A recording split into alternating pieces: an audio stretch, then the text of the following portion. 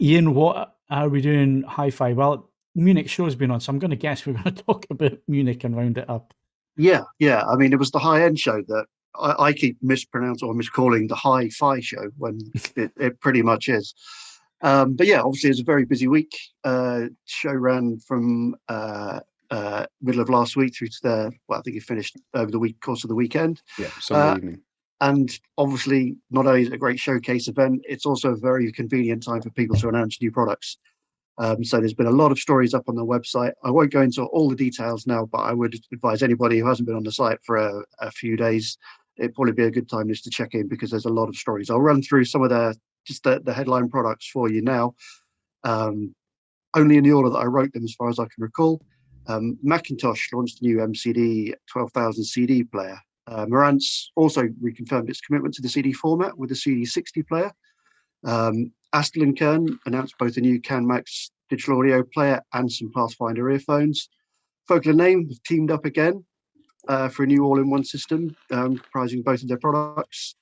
Sony announced new LinkBuds S earphones, while the likes of Audio-Technica, TNA and Clear Audio also showed off new earphones or headsets.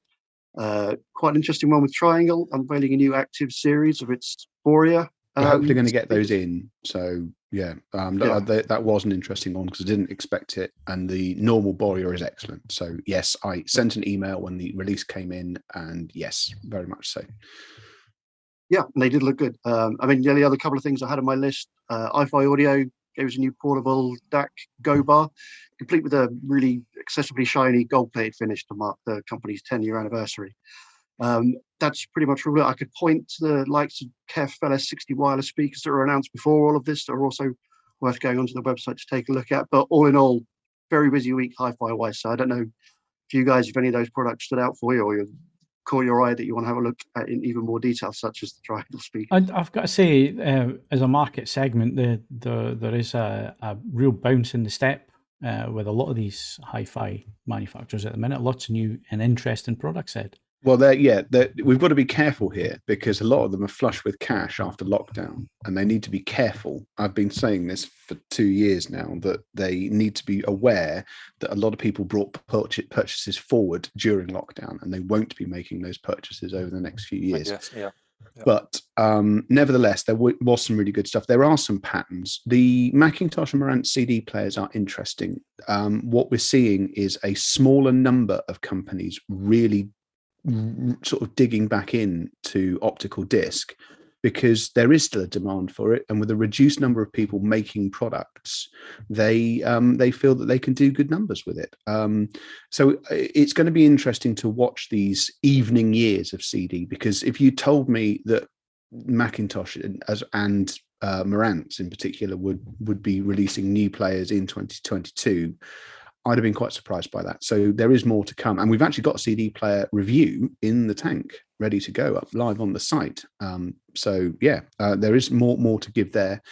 Other patterns, there is, I need to explain this in a way without it sounding either jingoistic or overstating what's going on. But a number of the launches, company Fine Audio, whose products we've looked at, announced 2 ranges of speakers, and they're coming back from Chinese production. They are going to be built in the UK.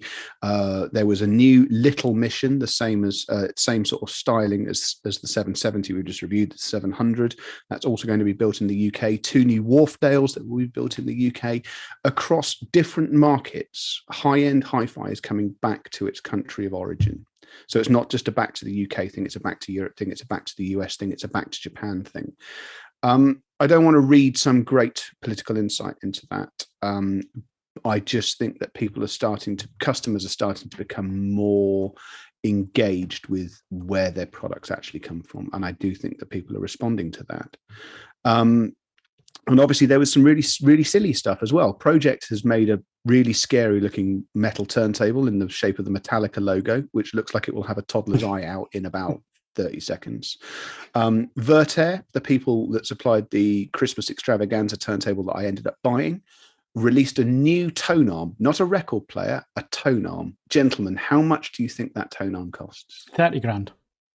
It's a good start. Anyone else? Any other takers? It's going to be more than that then, is it? I'm not saying anything. It's a good £2.50. I'm going low, just so I'm at the other end of the spectrum. Just in case like 50 prices are grand. right. 50 Well, grand. it sits between Mr. Hinton and Jules. It is £43,000 for an arm. So I mean, there's still some serious stuff breaking cover, and there was some Dan D'Agostino stuff which had lottery price tags as well. That's what Munich is good for. It was really heartening to see. There was much more stuff than I anticipated. I had made the decision not to go. I do somewhat regret that. I will try not to repeat that mistake next year. But no, it was a good outing. There was some really decent product breaking cover. And there's one last Munich story, which I'm going to cover when I talk about an upcoming review in a couple of minutes as well. Okay. I think that wraps up Munich. So like Ian was saying, if you want any more details, you want to get in depth with this stuff, then all the news stories is up there. You'll find it on the homepage if you click on the editorial, and then you can click on Hi-Fi News, and that should bring up everything that you're looking for.